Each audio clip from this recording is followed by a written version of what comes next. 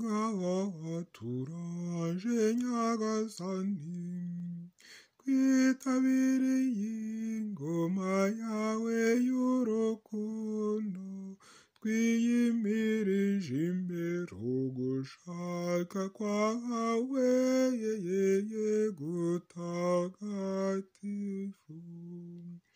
nk'uko umukiza wacu Yezu Kristo yabitwigishije ubwe, tuje tukugana twishimye tuvuga tuti ntawe mwiza nkawe, ngaha turaje nyagasani, twitabiriye ingoma yawe y'urukundo, twiyimirije imbere ugushaka kwawe gutagatifu.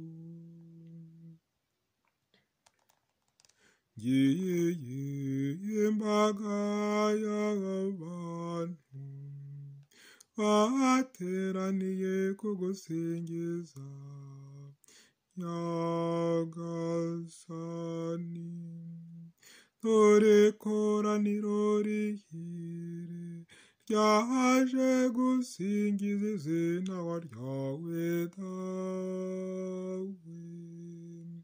Ngiyi imbaga y'abantu bateraniye kugusingiza nyagasani.